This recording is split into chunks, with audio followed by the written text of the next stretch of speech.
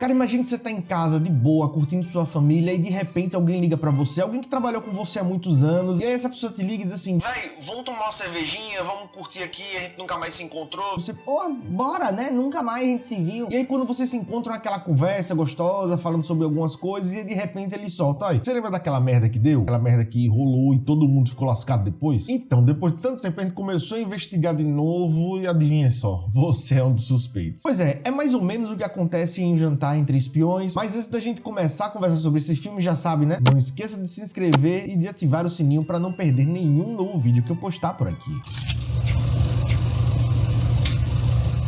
Vamos lá, só pra gente fazer um resumo rapidinho antes de começar a conversar sobre esse filme. Um Jantar Entre Espiões conta a história de uma investigação que tá rolando 8 anos depois de um sequestro terrorista a um avião que rolou e não terminou muito bem. Depois de todo esse tempo, a CIA conseguiu evidências de que talvez tivesse um infiltrado naquela época que tivesse estragado tudo, e pra tentar resolver essa situação, ela manda um dos agentes que trabalhou naquela operação pra investigar alguns colegas que estão fora, que não estão mais na ativa. Falando do jeito que essa história é contada, o filme já começa naquela tensão, já atinindo com a cena de violência muito forte. Daquela cena de violência que você olha, tá, tudo bem, vamos tirar as crianças da sala, tá ligado? Só que depois que o filme vai se desenrolando, você vê que essa violência não se sustenta e ele vai para um outro lado. Não que isso seja ruim, é só um ponto que eu tô colocando aqui pra você. Essa primeira cena, ela serve na verdade pra dar um ar pra gente meio que entender o quão grave foi toda aquela situação naquela época, pra que toda a conversa, pra que todo o diálogo e investigação que viesse depois tivesse um peso maior, que causasse aquela sensação na gente de que não, essa porra foi séria mesmo. E a partir desse ponto, o filme ele assume muito mais essa parte da investigação, muito mais essa parte da conversa, do jantar, só que pra não ficar muito monótono, ele vai fazendo vários cortes que vai voltando pro passado, volta pra conversa, mostra algo que rolou um pouco mais recente e aí volta pra conversa de novo. E aí ele vai fazendo essa troca pra que a gente aos poucos vá entendendo um pouco mais da história, pra que a gente aos poucos vá sendo introduzido naquele universo e vá sacando o que é que tá acontecendo. Mas não é só para dar mais dinamismo ao filme que esses recortes servem. Aqui eles assumem várias características ligadas à narrativa. Por exemplo, logo no início do filme, ele serve para estabelecer muito bem como anda a vida dos dois protagonistas. De um lado, ele mostra cenas de um cara que continuou trabalhando na CIA, um terno caro, carro caro, cabelinho na régua, e de outro uma mãe com uma vida absolutamente normal, cheia de coisas de casa para fazer, cuidando da vida dos filhos, aquela rotina que a gente sabe bem como é. E essas transições são feitas de duas formas basicamente, e a primeira é parando o filme de onde a gente tá vendo e voltando ao passado. É como se o filme realmente se deslocasse para que a gente entendesse um pouco da história. E a segunda forma é mostrando a imagem por cima da fala dos protagonistas. Eles vão falando,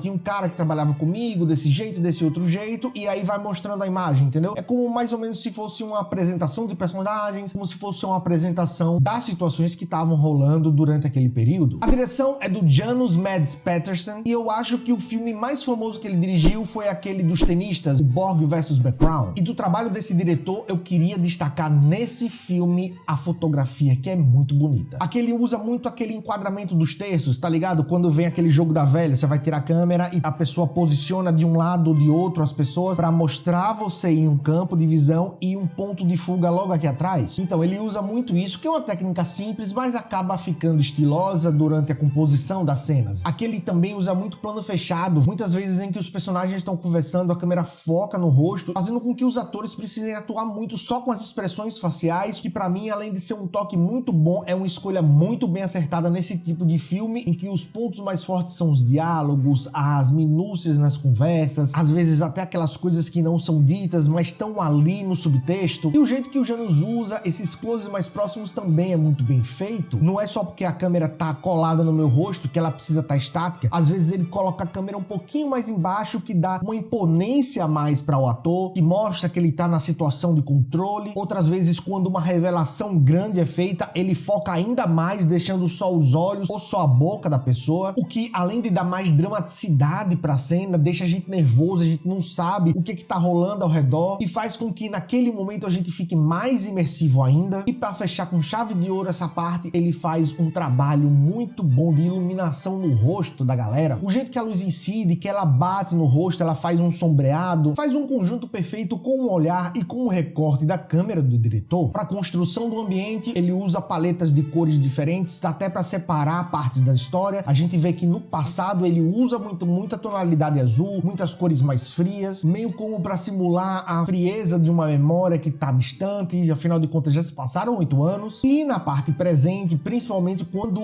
os atores principais estão juntos, o filme assume uma paleta mais quente, mais amarelada. Inclusive, em alguns momentos ele coloca uns efeitos atmosféricos de raio de sol, entendeu? Que dá um ar mais perolado à cena, dando um ar meio que de sonho àquele encontro depois de tantos anos. Enfim, a composição de luz e sombra desse filme eu achei muito boa, principalmente no início da conversa, quando eles se encontram, tá finalzinho de tarde, porra, ficou muito linda aquela iluminação, velho. Deu vontade de saber onde é aquele restaurante pra poder ir um dia. E pra fechar essa parte da direção, eu queria destacar 2 pontos. O primeiro é a trilha sonora, que tá muito boa, ela ajuda a dar um clima tenso quando aparentemente nada acontece, e aí você fica preso, né? Não, se essa música tá rolando é porque vai acontecer alguma coisa. E o segundo ponto é sobre uma cena bem curtinha que eu achei muito legal do diretor tomar esse cuidado. Tem uma hora que o protagonista, ele tá conversando com várias fontes dele e uma delas fala árabe, e ele fala árabe também. Ele poderia simplesmente jogar o inglês lá, como todo filme norte-americano faz, tentando fazer com que a gente acredite que o mundo inteiro fala inglês, mas não, ele tomou esse cuidado de jogar esse diálogo em árabe. E isso até me deixou surpreso, deu um ar mais de veracidade à cena. É algo realmente muito curto, é coisa de 30 segundos, mas essa pequena cereja no bolo me surpreendeu positivamente. Falando agora dos personagens, no início eu não senti muita química entre o casal principal, pra mim não era algo que colava muito, mas aí depois, do jeito que as cenas foram sendo construídas, do jeito que os diálogos foram sendo costurados, há uma tensão sexual aqui muito bem dirigida, com vários cortes, closes, que deram um peso nesse clima. E depois que eu vi essa construção, eu parei e disse, não, ok, realmente eles têm uma história. O Chris Pine interpreta o Henry, que é um personagem muito retraído, você sente que toda aquela história teve um peso pra ele, de que ele tá meio cansado, entendeu? 8 anos depois, investigando a mesma operação, que já foi muito desgastante na época, e pela interpretação dele você fica meio na dúvida se é só isso mesmo, ou se é porque também envolve investigar uma pessoa que ele teve um amorzinho no passado. Por isso a interpretação dele vai um pouco pro lado mais frio, tendo alguns momentos de variação. Algumas horas ele tá mostrando um pouco mais de intimidade, pra dizer que tá no controle da situação, outras vezes ele demonstra ansiedade, ele vai no banheiro, lava o rosto. Nessas horas a máscara dele de pessoa mais fria, de pessoa mais séria, cai um pouco. O que efetivamente é bom e ajuda o personagem a não ficar naquele tom único, sabe? A gente também tem a Thandie Newton, que faz a Celia e que de longe é a melhor interpretação desse filme. Ela faz uma personagem muito misteriosa, tem horas que a gente acredita no que ela tá falando, tem horas que a gente acha que ela tá escondendo alguma coisa, e os olhares dela, as pequenas reações que ela tem vão guiando a gente pra onde o filme quer que a gente vá, entendeu? E lembra quando eu disse que no início eu achava que eles não tinham uma química muito boa? Então, ela é responsável pela construção, pelo menos pela maior parte de construção dessa química. O jeito que ela fala com ele inicialmente, quando ele revela pra que ele tá lá, a reação que ela tem com isso, é tudo construído de uma forma muito natural. Parece que ela é uma pessoa real que tava conversando e tava sendo filmada sem saber. E só pra registro, a gente tem aqui o Lawrence Fishburne e o Jonathan Pryce, que apesar de terem participações que influenciam bastante na história, aparecem muito pouco. Eu fiquei com muita vontade de vê-los mais, porque eu gosto dos 2 atores, e pra mim o filme só cresceria se tivesse dado mais diálogos, mais espaços, principalmente pro Lawrence Fishburne, que praticamente faz uma ponta só aqui. E falando finalmente agora das mensagens do filme, a primeira delas é sobre quebra de confiança. Quantas histórias a gente já não ouviu de alguém que quebrou a confiança do outro e a pessoa que foi traída simplesmente deixou de fazer parte da vida daquela que traiu? Eu mesmo já escutei essa história direto. Ah, fulaninho deixou a namorada ou o namorado porque um amigo viu no show um movimento suspeito, ou então pegou o celular e viu uma mensagem que entregava tudo. Mas se ao invés de dar um ultimato só com essas evidências, só com essas informações que chegam de terceiros, a gente confrontasse a pessoa, colocasse na parede e dissesse, olha, vem cá, eu vi isso aqui, eu descobri isso aqui, e eu quero saber de você o que é que tá acontecendo. Eu sei que é muito difícil manter a racionalidade e que realmente o primeiro impulso quando a gente tem contato com indícios de traição é de fato fugir, ignorar, tentar ir pra frente. Mas e se tudo isso não for um grande mal-entendido? Se essa quebra de confiança na verdade tem uma justificativa, e uma justificativa muito plausível, como é que você se sentiria se anos depois você descobrisse a verdade e que na realidade tudo acabou porque você foi simplesmente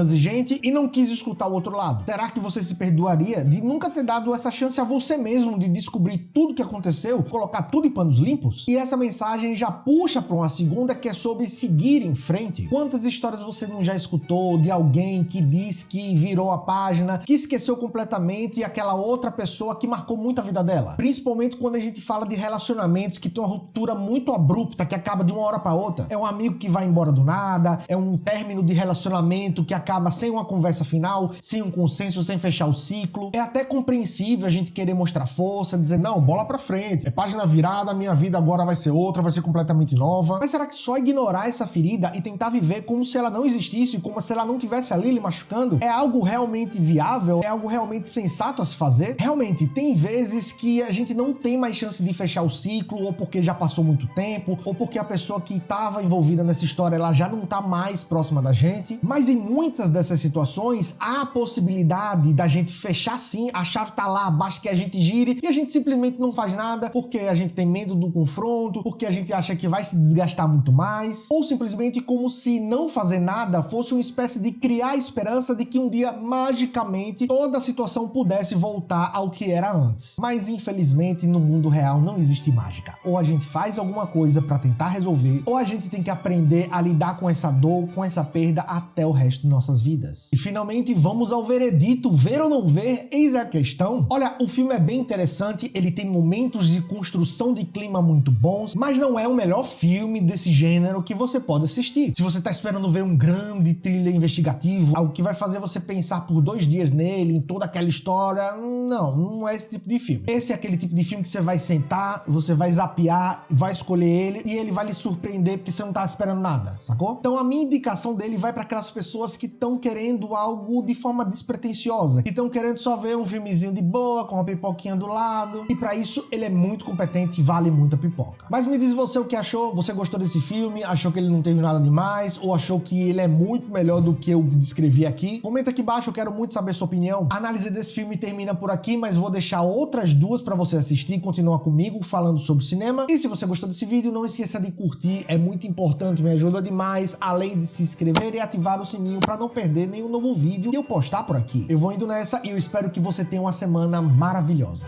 Valeu!